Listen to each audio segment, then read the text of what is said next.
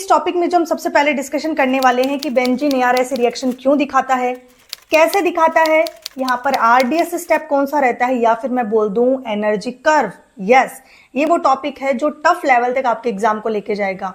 इसके अलावा RDS step जो है वो कैसे इंक्रीज होगा, रेट कैसे बढ़ेगी, और कौन कौन से इलेक्ट्रोफाइल है जो इस पर जो बेंजीन और बेंजीन के डेरिवेटिव पर रिएक्ट करेंगे, कौन सी पोजीशन पे करेंगे, कैसा प्रोडक्ट बनेगा, एक से ज्यादा बेंजीन के डेरिवेटिव होंगे तो हम कैसे डील करेंगे। ठीक है, आपको दिख रहा है यहाँ पर बेंजीन रिंग के अंदर ये जो ऊपर ब्लू कलर में और जो नीचे की तरफ ब्लू कलर में दिख रहा है, ओके, ऑन द प्लेन और बिलो द प्लेन जो आपको दिखाई दे रहा है, ये क्या है बच्चों, इलेक्ट्रॉन डेंसिटी है। इसका मतलब बेंजीन रिंग के पास बहुत ही ज्यादा इलेक्ट्रॉन डेंसिटी होती है। देखो यहाँ पर आपको पता है इसके पास 3 पाई इलेक्ट्रॉन है, मतलब टोटल 6 इलेक्ट्रॉन रिंग के अंदर है, और वो एक क्लाउड की फॉर्म में अबव द प्लेन और बिलो द प्लेन सेट रहता है। तो सिंपल एज दैट, रिंग के ऊपर जो अटैक करेगा वो न्यूक्लियोफाइल तो नहीं होगा एटलीस्ट, तो कौन होगा, वो होगा इलेक्ट्रोफाइल। अब इलेक्ट्रोफाइल के अंदर भी अगर तुम देखो तो बेंजीन रिंग पे इलेक्ट्रोफाइल 2 तरीके से अटैक कर सकता है। या तो वो क्या करे बच्चों, इलेक्ट्रोफाइल अटैक करके सब्स्टिट्यूशन रिएक्शन दिखाए, या फिर वो इस डबल बॉन्ड को तोड़े और एलिमिनेशन रिएक्शन दिखाए। ठीक है, हमारे रिएक्शन है एरोमेटिक इलेक्ट्रोफिलिक सब्स्टिट्यूशन रिएक्शन। सो सवाल यहां पर यह आता है कि रिंग में ये जो इलेक्ट्रोफाइल अटैक कर रहा है, ये हमारे पास एलिमिनेशन ना दिखा के सब्स्टिट्यूशन ही क्यों दिखा रहा है, ये क्यों नहीं दिखा रहा। आप खुद सोचो, यहां पर जो डबल बॉन्ड है, अगर वो बॉन्ड टूटा तो ये जो बेंजीन रिंग है जिसमें हाईली एरोमेटिसिटी है, ठीक है, वो क्या हो जाएगी बच्चों, लॉस्ट हो जाएगी। और कभी भी रिंग खुद को अनस्टेबल नहीं करना चाहती, इसीलिए वो एलिमिनेशन नहीं दिखाएगी, वो जो दिखाएगी वो दिखाएगी सब्स्टिट्यूशन रिएक्शन। ठीक है, तो यहां से हमारे पास जवाब मिलता है कि ये जो रिंग है एरोमेटिक रिंग, वो क्या करती है बच्चों, इलेक्ट्रोफिलिक सब्स्टिट्यूशन दिखाती है। इसका मतलब अटैकिंग स्पीसीज भी इलेक्ट्रोफिलिक होगी, और जो रिमूव होगी रिंग से वो भी कौन होगा, इलेक्ट्रोफाइल ही होगा।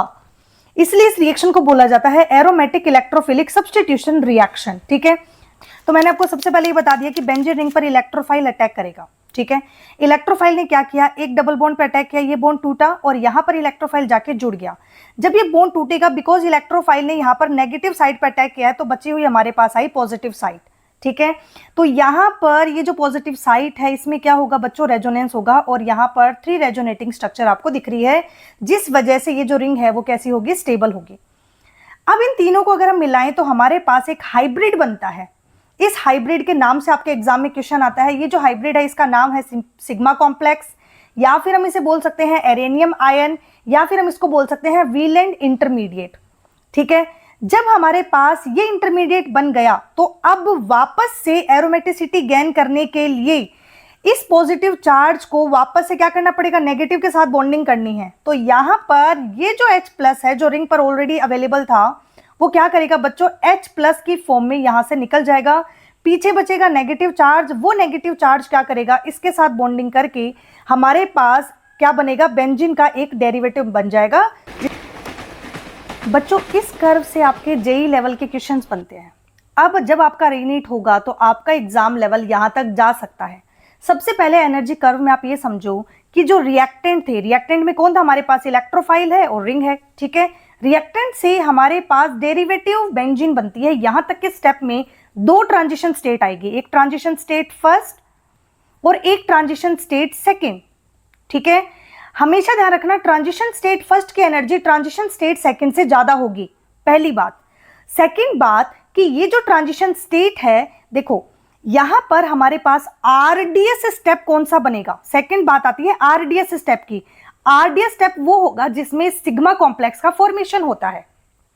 ठीक है, और एक पॉइंट ध्यान रखना, सिग्मा कॉम्प्लेक्स की स्टेबिलिटी जितनी ज्यादा होगी उतनी ही ज्यादा ट्रांजिशन स्टेट भी क्या होगी बच्चों, स्टेबल होगी। ट्रांजिशन स्टेट फर्स्ट भी क्या होगी, स्टेबल होगी। ट्रांजिशन स्टेट फर्स्ट स्टेबल होगी, इसका मतलब ट्रांजिशन स्टेट फर्स्ट की एनर्जी क्या होगी बच्चों, लो होती जाएगी, जितनी ज्यादा सिग्मा कॉम्प्लेक्स की स्टेबिलिटी बढ़ेगी। अब आप बोलते हो मैम आपने ये तो बता दिया सिग्मा कॉम्प्लेक्स की स्टेबिलिटी ट्रांजिशन स्टेट की एनर्जी को डिसाइड करती है, लेकिन यहां पर हमें कैसे पता चलेगा कि सिग्मा कॉम्प्लेक्स कौन सा स्टेबल है, इसके बारे में हम नेक्स्ट स्लाइड में बात करेंगे, डोंट वरी। ठीक है, अब यहां पर ये जो सिग्मा कॉम्प्लेक्स है ये एक इंटरमीडिएट स्टेप है, ये बात ध्यान रखना। हमारे पास रिएक्टेंट थे, रिएक्टेंट से ट्रांजिशन स्टेट फर्स्ट हमारे पास तब आती है जब इलेक्ट्रोफाइल न्यूक्लियोफिलिसिटी जो रिंग की है ना उसके साथ क्या करता है बच्चों, इंटरेक्ट करता है। तो जब वो इंटरेक्ट कर चुका होता है, वो रिंग पर अटैक कर चुका होता है, तो हमारे पास इंटरमीडिएट स्टेट आती है, सिग्मा कॉम्प्लेक्स फॉर्मेशन हो जाता है। और हमारे पास फोर्थ स्टेप के अंदर जहां पर ये जो हाइड्रोजन जो प्रोटॉन रिमूव हो रहा था ना कि रिंग की एरोमेटिसिटी मेंटेन हो पाए, उस स्टेप को हम बोलते हैं, वो है हमारे पास फोर्थ स्टेप, और जो कि है transition state second. And then हमारे पास फाइनल स्टेप में प्रोडक्ट बन जाता है। नेक्स्ट आपके पास फोर्थ टाइप का क्वेश्चन बनता है कि ये जो रिएक्शन एनर्जी कर्व है वो एक्सोथर्मिक होगा कि एंडोथर्मिक होगा। ये चीज डिपेंड करती है आपके एनर्जी कर्व कैसा बन रहा है, ठीक है। अगर रिएक्टेंट की एनर्जी प्रोडक्ट से ज्यादा है, ठीक है, रिएक्टेंट की एनर्जी प्रोडक्ट से ज्यादा है, देखो बच्चों एक्सोथर्मिक है, इसका मतलब सिस्टम ने एनर्जी रिलीज करी है जब प्रोडक्ट बन चुका है। जब सिस्टम ने एनर्जी ही निकाल दी है तो डेफिनेटली स्टेबिलिटी तो प्रोडक्ट की ज्यादा होगी, क्योंकि प्रोडक्ट तक आते आते एनर्जी रिलीज हो चुकी है। तो अगर प्रोडक्ट की स्टेबिलिटी रिएक्टेंट से ज्यादा है, इसका मतलब हमारा ये जो मैकेनिज्म हुआ है वो एक्सोथर्मिक हुआ है। लेकिन अगर रिएक्टेंट की एनर्जी ज्यादा है प्रोडक्ट से, अगर रिएक्टेंट की स्टेबिलिटी ज्यादा है प्रोडक्ट से, ये जो बात कर रहे हैं हम ये स्टेबिलिटी के रिगार्डिंग कर रहे हैं, ठीक है। अगर रिएक्टेंट की स्टेबिलिटी प्रोडक्ट से ज्यादा है, इसका मतलब हमारी जो रिएक्शन हुई है वो कैसी हुई है बच्चों, एंडोथर्मिक हुई है। यहां नेक्स्ट सबसे पहले समझते हैं एक्टिवेटिंग का क्या मतलब है। एक्टिवेटिंग का मतलब है, फॉर एग्जांपल हमारे पास ये बॉन्ड टूटता है, ये बॉन्ड जब टूटेगा तो यहां पर बना कैटायन और यहां पर बना एनायन, ठीक है। इस जगह हमारे पास क्या होता है बच्चों, इलेक्ट्रोफाइल आके जुड़ जाता है। तो ये जो कैटायन बना, देखो NH2 के पास लोन पेयर है, NH2 डायरेक्ट इसको क्या करेगा, इलेक्ट्रॉन प्रोवाइड करवा देगा, जिससे कि स्टेबिलिटी बढ़ जाती है। इसका मतलब NH2 ने रिंग के अंदर इलेक्ट्रोफिलिसिटी को क्या किया है, डोनेट किया है, तो ये +m ग्रुप है। एज इट इज ऑक्सीजन भी क्या करेगा, हमारे पास इस पॉजिटिव चार्ज के पास में इलेक्ट्रॉन देगा, ये भी +m है। क्लोरीन भी क्या करेगा, इसके पास भी इलेक्ट्रॉन डेंसिटी है, तो ये जो बॉन्ड टूटेगा इसके पास में इलेक्ट्रॉन डेंसिटी प्रोवाइड करवाएगा। तो ये जो स्पीसीज है ये सारी +m के अंदर आती है, ठीक है। आपको पता होना चाहिए +m के अंदर कौन से आते हैं, एक्टिवेटिंग स्पीसीज कौन सी है, तो ये सबके सब एक्टिवेटिंग स्पीसीज है।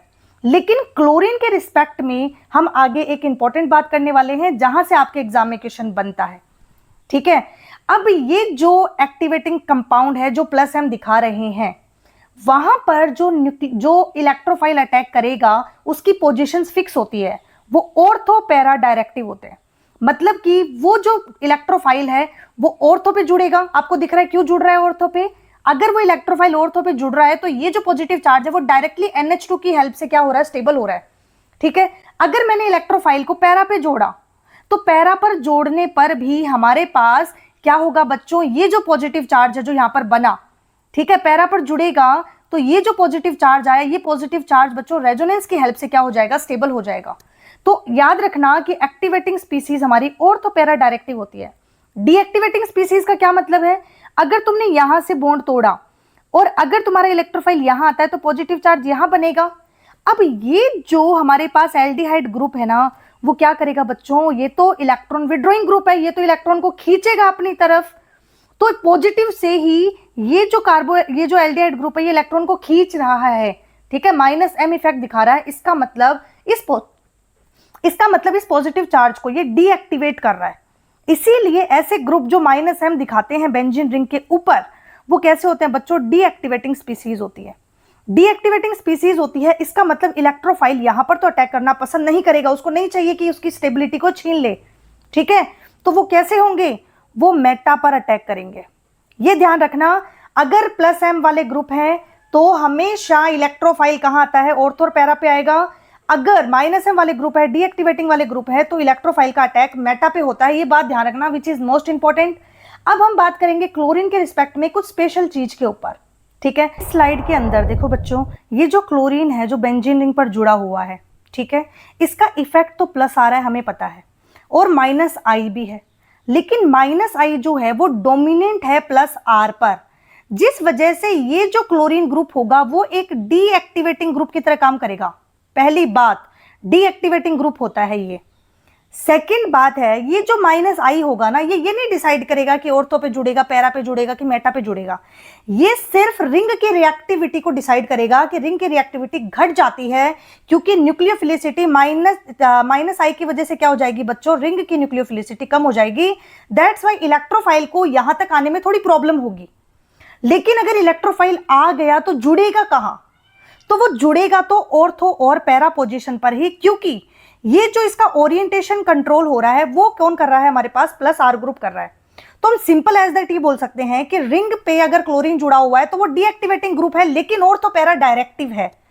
और अगर ऑर्थो और पैरा में भी देखें तो वो पैरा डायरेक्टिव ज्यादा होता है, क्योंकि यहां पर क्या होगा बच्चों, ऑर्थो पर बिकॉज क्लोरीन ग्रुप बल्कि है, और ऑर्थो पर अगर कोई ग्रुप आके जुड़ गया तो रिपल्शन होगा, ठीक है, स्टेरिक हिंड्रेंस होगा, जबकि पैरा पे स्टेरिक हिंड्रेंस कम होता है। इस वजह से ये जो है वो मेजर प्रोडक्ट बनाता है।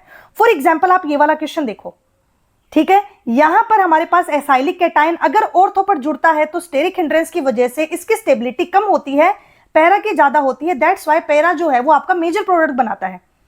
नेक्स्ट आपके पास ये क्वेश्चन आता है, इसके अंदर पूछा जा रहा है कि which of the following is most reactive toward electrophilic attack. Simple as that हमें इलेक्ट्रोफाइल को अटैक करवाना है, तो इलेक्ट्रोफाइल क्या चेक करेगा कि रिंग की न्यूक्लियोफिलिसिटी कितनी है, उतना ही फास्ट रिएक्ट करेगा। तो इसको देखने के लिए फॉर एग्जांपल हमारे पास फिनोल है, फिनोल का प्लस एम इफेक्ट लग रहा है, हर एक का इफेक्ट लिख लो। क्लोरीन का प्लस एम भी लग रहा है और माइनस आई भी लग रहा है, और माइनस आई क्या होता है बच्चों, डोमिनेंट होता है प्लस एम पर। यहां पर ये जो ग्रुप है इसका माइनस आई इफेक्ट लग रहा है, ठीक है, कोई रेजोनेंस इफेक्ट नहीं है। इस बॉन्ड को तुम खोलोगे तो यहां पर सिंगल सिंगल बॉन्ड दो बार आ गए, कोई रेजोनेंस नहीं है, केवल माइनस आई इफेक्ट है, ठीक है। नाइट्रो ग्रुप का माइनस आई और माइनस एम इफेक्ट लग रहा है, माइनस एम ज्यादा लग रहा है, तो प्लस एम किसका ज्यादा लगा, फिनोल का लगा। दैट्स वाई हमारे पास आंसर चला जाता है फर्स्ट। नेक्स्ट इंपॉर्टेंट क्वेश्चन आपका डायरेक्ट आता है, देखो काफी बार एग्जाम के अंदर आया है ये, कि जो इलेक्ट्रोफाइल्स होते हैं आपको कैसे पता चलेगा कौन सा इलेक्ट्रोफाइल है जो अटैक कर रहा है। देखो अगर आपके पास में आयरन के साथ में हेलोजन ग्रुप है, ठीक है, तो यहां पर हेलोजन कैटायन की फॉर्म में क्या करेंगे बच्चों, अटैक करेंगे, ये इलेक्ट्रोफाइल होगा। इलेक्ट्रोफाइल का मतलब ये पॉजिटिव चार्ज है उसके पास में, ठीक है। अगर आपके पास एनहाइड्रस FeCl3 है और क्लोरीन भी है, तो यहां पर जो हमारे पास कैटायनिक हैलाइड होगा वो क्या करेगा बच्चों, इलेक्ट्रोफाइल की तरह काम करेगा। अगर हमारे पास में HNO3 है विद कंसंट्रेटेड H2SO4, ठीक है, और टेम्परेचर इसका वेरी कर रहा है 0 to 50 डिग्री सेल्सियस, तो यहां पर जो इलेक्ट्रोफाइल होगा वो हमारे पास होगा NO2+, और जो अटैकिंग स्पीसीज होगी वो नाइट्रोजन होगी। ध्यान रखना, इंपॉर्टेंट बात है, ठीक है। अगर तुमने कंसंट्रेटेड H2SO4 लिया है विद द हाई टेम्परेचर, तो जो इलेक्ट्रोफाइल होगा वो SO3 होगा। यही बात बच्चे सोच नहीं पाते हैं एग्जाम के अंदर। और ये जो SO3 होगा उस पे सल्फर जो है वो एक इलेक्ट्रोफिलिक साइट होगी, ठीक है। नेक्स्ट आता है हमारे पास में है alkyl halide group with the anhydrous AlCl3। देखो जहां पर भी AlCl3 आएगा या फिर FeCl3 आएगा, उसका काम ही यही है कि वो क्या करेगा बच्चों, हेलोजन को रिमूव करेगा। उसका काम ही यही है, वो हेलोजन कैरियर की तरह काम करता है। तो यहां पर हमारे पास कौन बना बच्चों, कैटायन बना, ठीक है। तो ये जो कैटायन है ये इलेक्ट्रोफाइल की तरह काम करेगा, और यही रिएक्शन आपकी फ्रीडल क्राफ्ट रिएक्शन होती है। आपको याद होगा फ्रीडल क्राफ्ट एल्काइलेशन रिएक्शन, ये एल्काइलिक कैटायन है, इसलिए रिएक्शन का नाम पड़ा एल्काइलेशन कैटायन, ठीक है, एल्काइलेशन रिएक्शन। नेक्स्ट आपके पास आता है एसाइल क्लोराइड और एनहाइड्रस AlCl3। देखते ही सोचो कि क्लोरीन रिमूव होगा, क्लोरीन रिमूव हुआ तो हमारे पास बना एसाइल कैटायन। एसाइल का मतलब होता है ये जो ग्रुप है ये एसाइल है, और यहां पर कैटायन है, इसलिए इसको बोला जाता है एसाइलिक कैटायन, ठीक है, या एसाइलियम आयन। यहां पर ये जो एसाइलियम आयन है वो इलेक्ट्रोफाइल की तरह काम करेगा, और इस रिएक्शन को हम क्या बोलते हैं, जब ये इलेक्ट्रोफाइल बेंजीन पर रिएक्शन करेगा तो हम इसको बोलेंगे Friedel Crafts acylation reaction. Okay बच्चों, अब हमने बात करी थी कि मैम ऑर्थो प्रोडक्ट बनेगा कि पैरा प्रोडक्ट बनेगा, ये आपको कैसे पता चलेगा, ठीक है। तो अगर आपके पास सिंपल बेंजीन रिंग है तो इलेक्ट्रोफाइल अटैक करेगा, इलेक्ट्रोफाइल डायरेक्ट जुड़ जाएगा, ठीक है। अगर वो हमारे पास एल्काइल कैटायन है तो रिएक्शन का नाम है फ्रीडल क्राफ्ट एल्काइलेशन, रिएक्शन होगी बेंजीन रिंग पर और इलेक्ट्रोफाइल अटैक करेगा, ठीक है। इलेक्ट्रोफाइल दो तरीके के हो सकते हैं, या तो हमारे पास एल्काइलिक कैटायन होगा या एसाइलिक कैटायन होगा। एसाइलिक कैटायन में हम बोलेंगे Friedel Crafts acylation reaction, okay. और ये जो एसाइल ग्रुप है ये हमारे पास दो तरीके से बन सकता है, या तो एसाइल क्लोराइड ग्रुप से बन सकता है या फिर हमारे पास क्या बन सकता है बच्चों, एनहाइड्रस ग्रुप से बन सकता है, एज यू कैन सी। तो यहां पर हमारे पास ये ग्रुप रिमूव हो जाएगा और एसाइलिक कैटायन बन जाता है। ठीक है, इस तरीके से रिएक्शन होती है और हमारे पास जो प्रोडक्ट बनता है वो बनता है ऑर्थो और पैरा प्रोडक्ट। इसमें देखो FeBr3 है और Br2 है, जो क्या कर रहे हैं बच्चों, कौन सा प्रोडक्ट बनाएंगे अगर इस कंपाउंड पर रिएक्ट करते हैं। तो आपको पता है FeBr3 जब ब्रोमीन से रिएक्ट करेगा तो Br+ जो होगा वो एक इलेक्ट्रोफाइल होगा। फर्स्ट ऑफ ऑल हमने इलेक्ट्रोफाइल देख लिया। अब बात आती है इलेक्ट्रोफाइल कहां जाएगा, तो टोल्यूइन के अंदर मैंने आपको अभी भी बताया था ऑर्थो और पैरा एडिंग होती है। ठीक है, तो यहां पर अगर आपने यहां पर ब्रोमीन जोड़ा तो ये जो ब्रोमीन है ये बल्कि ग्रुप है, यहां पर इसमें होगा रिपल्शन, जिस वजह से ये प्रोडक्ट तो नहीं बनेगा। पहली बात ये क्लियर होगी। तो जहां पर भी ये प्रोडक्ट बना हुआ है सारे ऑप्शन कट कर दो। ठीक है, वो यहां पर आंसर नहीं जाएंगे। ओके बच्चों, अब आता है हमारे पास थर्ड और फोर्थ के अंदर कौन सा प्रोडक्ट बनेगा। तो ऑर्थो पैरा बनना चाहिए। ऑर्थो पैरा में देखो इसके अंदर इसके साथ ऑर्थो बन रहा है, इसके साथ पैरा बन रहा है, यहां पर ऑर्थो पैरा बन रहा है। ठीक है, जबकि यहां पर हमारे पास मेटा प्रोडक्ट बन गया। इसके रिस्पेक्ट में देखो, ये है ऑर्थो, ये है मेटा, ये है ऑर्थो, ये है मेटा, तो मेटा तो बनना ही नहीं चाहिए ना। तो आंसर चला जाएगा हमारे पास थर्ड। नेक्स्ट इस वाले क्वेश्चन को देखो, हमारे पास रिंग के अंदर क्लोरीन है और यहां पर आपको पता है अभी अभी मैंने बताया था, ठीक है, कि हमारे पास एनहाइड्राइड ग्रुप है। एनहाइड्राइड ग्रुप में एसाइलिक ग्रुप अटैक करेगा in presence of anhydrous AlCl3। अब वो अटैक कहां पे करेगा, ये तो बकवास है, ऐसा तो कुछ होता ही नहीं है। ठीक है, तो यहां पर हमारे पास सेकंड, थर्ड और फोर्थ में से कौन सा ऑप्शन जाएगा। तो आपको पता है ये जो क्लोरीन है अटैक तो ऑर्थो या पैरा ही होगा। तो अगर कोई मेटा अटैक वाला है तो काट दो। ठीक है, ऑर्थो और पैरा में से भी पैरा ज्यादा होगा। ओके, ऑर्थो क्या होता है, कम होता है ड्यू टू स्टेरिक हिंड्रेंस। तो हमारे पास आंसर चला जाएगा 4। देखो बच्चों, नेक्स्ट आपके सिलेबस में है फिनोल। अगर तुमने फिनोल पर एसिड डाला तो वो क्या करेगा बच्चों, इस हाइड्रोजन को रिमूव करके यहां पर फिनोक्साइड आयन बना देता है। ये जो फिनोक्साइड आयन होता है ये बच्चों +M की वजह से क्या होता है, स्टेबल होता है और ऑर्थो और पैरा पर इलेक्ट्रॉन डेंसिटी क्या हो जाती है, ज्यादा हो जाती है। इसका मतलब अगर तुमने रिएक्शन के अंदर डाइल्यूट HNO3 डाला तो ये जो H है ये निकल जाएगा और ऑर्थो पैरा पर क्या हो जाएगा, इलेक्ट्रॉन डेंसिटी बढ़ जाती है, जिस वजह से NO2+ जो इलेक्ट्रोफाइल है वो या तो ऑर्थो पर जुड़ता है या पैरा पर जुड़ता है। अब क्वेश्चन ये बनता है कि स्टेबिलिटी ऑर्थो पर ज्यादा होगी कि पैरा पर ज्यादा होगी। ठीक है, तो यहां पर स्टेरिक हिंड्रेंस का कोई खेला नहीं है। यहां पर सिंपल बात तो ये है कि ये जो OH है ये NO2 के साथ में हाइड्रोजन बॉन्डिंग की वजह से स्टेबलाइज हो जाता है, जिस वजह से ऑर्थो प्रोडक्ट ज्यादा बनेगा। दूसरी बात, यहां पर ऑर्थो नाइट्रोफिनोल और पैरा नाइट्रोफिनोल में बॉइलिंग पॉइंट का डिफरेंस भी है, इसीलिए यहां पर हम इन दोनों को बहुत इजीली सेपरेट कर सकते हैं by the help of distillation. Okay, distillation से इनको बहुत आराम से सेपरेट किया जा सकता है। ये आपका सेकंड टाइप का क्वेश्चन बन गया। लेकिन मान लो आपने डाइल्यूट HNO3 यूज नहीं किया है, आपने कंसंट्रेटेड HNO3 यूज किया है, तो जो प्रोडक्ट बनेगा बच्चों वो हाईली रिएक्टिव होगा towards the electrophilic substitution reaction. तो जो प्रोडक्ट बना वो बना 2,4,6 trinitrophenol which is called picric acid. ये दोनों ही रिएक्शन आपके एनसीईआरटी में गिवन है और आपके एग्जाम में ऑलरेडी आ चुका है।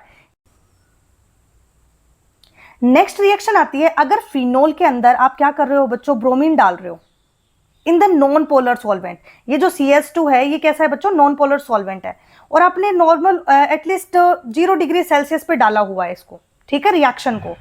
तो यहां पर आपके पास फिनोल में जो मेजर प्रोडक्ट बनेगा, देखो यहां पर कोई हाइड्रोजन बॉन्डिंग नहीं है, दैट्स वाई जो मेजर प्रोडक्ट बनेगा वो आपके पास पैरा ही बनेगा। सेम चीज टोल्यूइन के अंदर भी होती है। ठीक है, टोल्यूइन के अंदर भी पैरा प्रोडक्ट ही बनता है। लेकिन अगर आपने नॉन पोलर सॉल्वेंट ना लेकर वाटर पोलर सॉल्वेंट ले लिया तो जो प्रोडक्ट बनेगा वो अगेन 2,4,6 ट्राई ब्रोमो फिनोल बनेगा। हमारे पास CH3 भी है और हमारे पास OH ग्रुप भी है, हमें ब्रोमीन को जोड़ना है। तो सबसे पहले ये डिसाइड करो कि न्यूक्लियोफिलिसिटी ज्यादा कहां पर होगी। ठीक है, तो आपको पता है ये जो है ये तो +H इफेक्ट दिखाएगा CH3 रिंग के ऊपर, जबकि फिनोल जो होगा वो हमारे पास +M इफेक्ट दिखाएगा। +M इफेक्ट की वजह से इलेक्ट्रॉन डेंसिटी इसके ऑर्थो और पैरा पर ज्यादा होगी। तो ब्रोमीन जो होगा वो बच्चों कहां जुड़ेगा, ऑर्थो और पैरा पर जुड़ना चाहेगा। अब यहां पर ब्रोमीन ऑर्थो पर भी जुड़ सकता है, पैरा पर भी जुड़ सकता है, बिकॉज हाइड्रोजन बॉन्डिंग नहीं है तो जुड़ना तो पैरा पर ही चाहिए। लेकिन पैरा की साइड तो ऑलरेडी ब्लॉक है। OH के रिस्पेक्ट में देखो ये ऑर्थो है और ये पैरा है, तो पैरा की साइट अगर ऑलरेडी ब्लॉक होती है तो ब्रोमीन के पास ऑर्थो पर जुड़ने के अलावा कोई रास्ता नहीं है।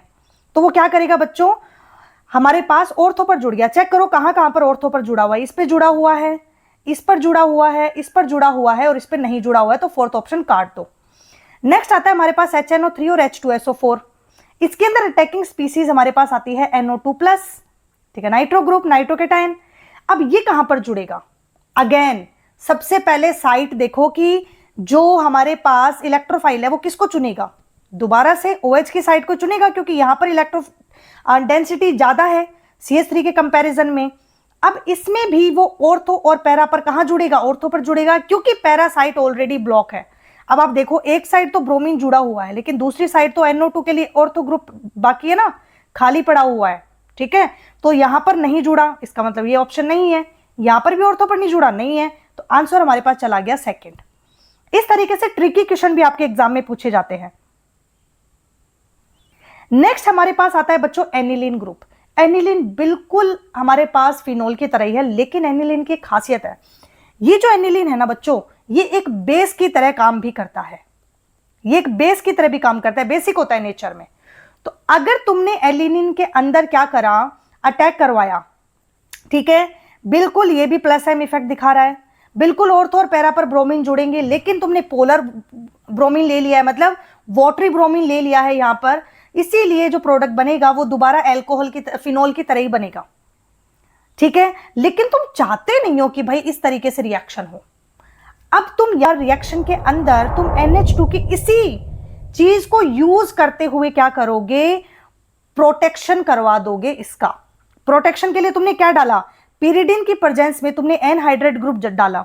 तो जब तुम ये चीज करोगे तो देखो तुम्हारा ये जो NH है यहां पर कौन जुड़ गया, एसाइल ग्रुप जुड़ गया, ठीक है। तो ये जो हमारे पास ग्रुप बन गया कैसा बन गया, एन फिनाइल इथेन अमाइड बन गया। इससे क्या चेंज हुआ, चेंज ये हुआ कि अब तक तो ये जो लॉन पेयर है ये केवल रिंग में जा रहा था, रिंग की डेंसिटी बढ़ा रहा था, जिस वजह से ब्रोमीन हाईली क्या कर रहे थे, रिंग पर जुड़ रहे थे। लेकिन जैसे ही तुमने यहां पर एक एसाइल ग्रुप जोड़ दिया तो अब ये जो लॉन पेयर है ये केवल रिंग में ही नहीं जा रहा है, ये एसाइल ग्रुप के साथ भी रेजोनेंस में जा रहा है, जिस वजह से रिंग की इलेक्ट्रॉन फिलिसिटी जो प्लस एम इफेक्ट है वो कम हो गया।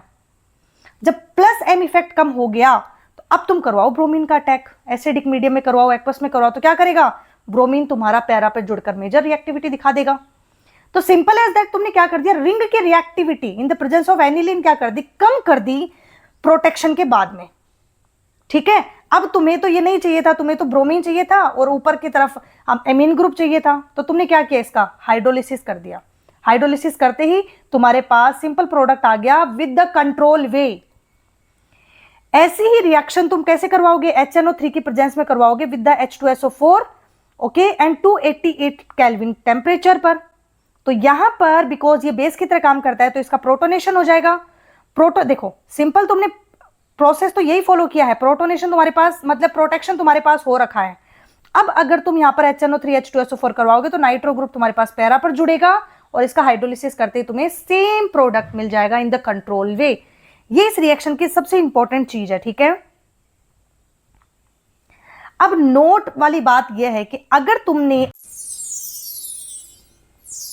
अब बच्चों तुम्हारा ये जो टॉपिक है ना, ये एनसीईआरटी का बहुत इंपॉर्टेंट टॉपिक है और यहां से एग्जाम में क्वेश्चन तुम्हारे आया हुआ भी है और आगे किस किस तरीके से आ सकता है उस पर हम बात करने वाले हैं। देखो हमारे पास ये जो एनिलीन ग्रुप है ना, ये जो नाइट्रोजन है ये बेस है नेचर में, बेसिक होने की वजह से अगर तुमने HNO3 और H2SO4 जो कि एसिड डाला है तो इस नाइट्रोजन ग्रुप का क्या हो जाएगा बच्चों, ये लॉन पेयर आराम से प्रोटॉन ले लेगा और तुम्हारे पास एनिलियम आयन बन जाएगा। इस बात को ध्यान में रखना, ठीक है। तो अगर तुम्हारे पास एनिलियम आयन बन जाता है इसका मतलब इस ग्रुप का पूरा नेचर ही चेंज हो गया, ठीक है। और कुछ कंपाउंड में तुम्हारे पास एनिलियम आयन नहीं बनता है तो ऑर्थो और पैरा प्रोडक्ट तो तुम्हारे पास बनेगा, जिसमें पैरा प्रोडक्ट ज्यादा बनेगा क्योंकि पैरा प्रोडक्ट में बल्कीनेस कम होती है, स्टेरिक हिंड्रेंस कम होता है, जबकि ऑर्थो में ज्यादा होता है। इसलिए पहली बात तो ये कि पैरा तुम्हारे पास 51% बना। अब तुम्हारे पास ऑर्थो केवल 2% ही क्यों बना, क्योंकि स्टेरिक हिंड्रेंस था इसके अंदर, ठीक है। दूसरी बात यहां पर क्या है, देखो अभी समझते हैं। अब यहां पे तुम्हारे पास मेटा 47 और पैरा ये ऑर्थो तुम्हारे पास 2%, इतना क्यों बना भाई, ऐसा क्यों हुआ? क्योंकि बच्चों कंडीशन ये समझो कि तुम्हारे पास मान लो प्रोटीनेशन हो गया है, जो कि होता ही है। तो जब तुम इलेक्ट्रोफाइल को ऑर्थो पर जोड़ोगे, अब ये जो NH3 ग्रुप है ना, ये जो एनिलियम आयन है, ये तुम्हारे पास माइनस आई इफेक्ट दिखा रहा है। इस माइनस आई इफेक्ट की वजह से ये जो इलेक्ट्रॉन है वो पूरी रिंग से खींचेगा। अगर तुमने अटैक मान लो यहां पर करवा दिया इलेक्ट्रोफाइल का, इलेक्ट्रोफाइल तुम्हारा यहां जुड़ गया, तो इस जगह तुम्हारा कैटायन बनेगा ऑर्थो पर जुड़ने से। अब जब ये कैटायन बना तो रेजोनेंस की वजह से क्या होगा, ये जो पॉजिटिव चार्ज है ये घूमते घूमते कहां तक आएगा, इस NH3 के पास में आएगा, डायरेक्ट यहां पर आएगा इस रेजोनेटिंग स्ट्रक्चर के अंदर, जिस वजह से ये जो ऑर्थो है ये हाईली क्या हो जाता है बच्चों, स्टेबल हो जाता है और इसकी परसेंटेज कम हो जाती है। दैट्स वाई तुम्हारे पास मेटा ज्यादा बनता है 47%। अब इसी कॉन्सेप्ट पर बेस तुम्हारे एग्जाम में क्वेश्चन आया हुआ है। इस क्वेश्चन को देखो, अब तुम्हारे पास है NH2 ग्रुप और CH3 ग्रुप। ये ध्यान रखना, लास्ट टाइम हमने बात करी थी 51% पैरा बनता है, 47% हमारे पास मेटा बनता है, ठीक है, और 2% हमारे पास ऑर्थो बनता है। इसी पर बेस्ड है ये क्वेश्चन। तुम्हारे पास है प्लस एम इफेक्ट और plus H effect. Definitely plus M effect के अकॉर्डिंग रिएक्शन जो होगी वो डिसाइड होगी। प्लस एम के अकॉर्डिंग तुम्हारे पास 51% पैरा बन रहा है। तो सिंपल बात है ना बच्चों कि पैरा किस में बन रहा है, SO3H कहां पर जुड़ रहा है, फर्स्ट में जुड़ रहा है, सेकंड में नहीं जुड़ रहा है, थर्ड पर तो बिल्कुल ही गलत जगह पे जाके जुड़ गया, स्टेरिक हिंड्रेंस, और ऑर्थो पर तो जुड़ ही नहीं सकता क्योंकि 2% ही चांसेस है यहां पर। तो ऑप्शन हमारे पास चला गया फर्स्ट। इस तरीके से बहुत इंपॉर्टेंट क्वेश्चन आपके इस टॉपिक से आते हैं। आता है कि मान लो तुमने इसकी रिएक्शन करवाई H2SO4 से, तो मैंने आपको पहले ही बताया था एसिड है, प्रोटॉन अपना डोनेट करेगा और यहां पर कैटायन और anion electrostatic force of attraction से जुड़ जाएगा, ठीक है। फिर तुमने जब इसको टेम्परेचर दिया तो टेम्परेचर देते ही NH2 क्या करेगा, इसका प्रोटॉन वापस इसको डोनेट कर देगा और SO3H की फॉर्म में ये पैरा पोजीशन पर जाकर जुड़ जाता है और यहां पर तुम्हारे पास बनता है ज्वीटर आयन, ठीक है। ये रिएक्शन भी तुम्हारी एनसीईआरटी में गिवन है, that's why we are discussing it. Next आपके पास आता है बच्चों ईथर की रिएक्शंस, ठीक है। ये जो रिएक्शंस है ये बिल्कुल सेम है एज इट इज अल्कोहल के, सिंपल एज दैट। तुम्हारे पास इलेक्ट्रोफाइल अटैक करेगा रिंग के ऊपर तो वो पैरा प्रोडक्ट ज्यादा बनाएगा। अगर तुम्हारे पास एसिडिक मीडियम में अटैक किया तो तुम्हारे पास पैरा नाइट्रो ग्रुप ज्यादा बनेगा, ठीक है। अगर तुमने यहाँ पर CH3 एनहाइड्राइड AlCl3 की प्रेजेंस में रिएक्शन करवाई तो भी तुम्हारे पास पैरा बनेगा और Br2 इथेनॉल की प्रेजेंस में भी तुम्हारे पास पैरा ही ज्यादा बनेगा इथेनोइक एसिड की प्रेजेंस में। तो सिंपल एज दैट ईथर की सारी रिएक्शन पे पैरा प्रोडक्ट तुम्हारे ज्यादा बनेगा और ये सारा एनसीईआरटी में गिवन है। नेक्स्ट बात आती है एल्डिहाइड। बच्चों मैंने तुम्हें बताया था एल्डिहाइड ग्रुप जो है वो -M दिखाता है, इस वजह से मेटा प्रोडक्ट ज्यादा बनेगा। तो बना दो मेटा प्रोडक्ट, इलेक्ट्रोफाइल को मेटा पे जोड़ दो तो तुम्हारे पास बन गया meta nitrobenzaldehyde, simple as that, right. Carboxylic acid -M दिखाता है इसीलिए मेटा प्रोडक्ट ज्यादा बनेगा। तो यहां पर तुम्हारे पास नाइट्रो ग्रुप जुड़ा कहां पर, मेटा पर। ब्रोमीन ग्रुप कहां पर जुड़ेगा, मेटा पर जुड़ेगा। सो सिंपल, हमने जो स्टार्टिंग में बेसिक रूल सीखे थे उसी पर हम फॉलो कर रहे हैं। अब आते हैं तुम्हारे पास ये क्वेश्चन, ये बहुत इंपॉर्टेंट है, बहुत इंपॉर्टेंट, मोस्ट इंपॉर्टेंट क्वेश्चन। देखो सबसे पहले तुम्हें यहां पर क्या करना है, AlCl3 है एनहाइड्रेट्स के प्रेजेंस में, तो तुम्हें पता है कि यहां पर जो रिएक्टिंग ग्रुप होगा वो एक एसाइल ग्रुप होगा, ठीक है। वो एसाइल ग्रुप होने वाला है। एसाइल ग्रुप पे यहां पे तुम्हारे पास CH3 है। तो ये जो एसाइल ग्रुप है ये क्या करेगा बच्चों, इलेक्ट्रोफाइल रिंग पर जाना चाहेगा, पर इसके पास तो दो रिंग है। कौन सी रिंग पे जाएगा, जिस रिंग में न्यूक्लियोफिलिसिटी ज्यादा होगी वहां पर अटैक करेगा। तो इस रिंग के साथ तो तुम्हारे पास एनहाइड्राइड ग्रुप जुड़ा हुआ है, इसका मतलब ये तो दिखा रहा है -M इफेक्ट, जबकि इस रिंग के साथ में NH2 ग्रुप जुड़ा हुआ है जो दिखा रहा है +M इफेक्ट। इसका मतलब ये जो तुम्हारे पास एसाइल ग्रुप होगा वो सेकंड रिंग पे जाएगा, फर्स्ट पर नहीं जाएगा। सेकंड में भी तुम्हें दिख रहा है कि ऑर्थो पे जाएगा तो बल्कि ग्रुप की वजह से क्या हो जाएगा, यहां पर रिपल्शन दिखेगा, इसलिए पैरा पर जुड़ेगा। देख लो कहां पर ये रिएक्शन हो रखी है, ठीक है। तो सबसे पहले तुम्हारे पास क्या करा बच्चों, ये जो एसाइल ग्रुप है ये पैरा पे कहां जुड़ रहा है, इस पर पैरा पर जुड़ रहा है, इस पर पैरा पर जुड़ रहा है, इस पर पैरा पर जुड़ रहा है, और यहां तो रिंग ही इसने गलत चूज कर ली है, ठीक है। अब नेक्स्ट हमारे पास ब्रोमीन अटैक करता है। ब्रोमीन Br+ कहां जाना चाहेगा, पैरा पर ही जाना चाहेगा। रिंग तो इसने सेलेक्ट कर ही रखी है, सेकंड रिंग, पैरा पर ही जाना चाहेगा, पर पैरा तो ब्लॉक है, तो कहां जाएगा, ऑर्थो पर जाएगा। तो फर्स्ट के अंदर ऑर्थो पे गया हुआ है, बातों में सही लग रही है, इसके ऑर्थो पे क्यों चला गया, गलत है, रिंग ही गलत चूज हुई है, ठीक है। इसके तो रिएक्शन पहले कर चुका है और यहां पर हमारे पास ये जो है वो मेटा पे चला गया, जो कि दोबारा से गलत है, ऑप्शन चला गया फर्स्ट। सो सिंपल इस क्वेश्चन से ये समझ में आता है, सबसे पहले तुम अपनी रिंग सेलेक्ट करो, अगर तुम्हारे पास रिंग ज्यादा है तो रिंग सेलेक्ट करो, फिर तुम अटैक करवाओ यहाँ पर इलेक्ट्रोफाइल का, पैरा पे सबसे पहले करवाओ, अगर पैरा ब्लॉक है तो ऑर्थो पे करवाओ। सिंपल इस कॉन्सेप्ट पे ये क्वेश्चन आराम से हो जाते हैं। नेक्स्ट तुम्हें नाइट्रेशन दिखाना है, फिर से नाइट्रेशन दिखाना है तो चूज करो कि OH की तरफ ऑर्थो पैरा सेलेक्ट करोगे या CH3 की तरफ करोगे।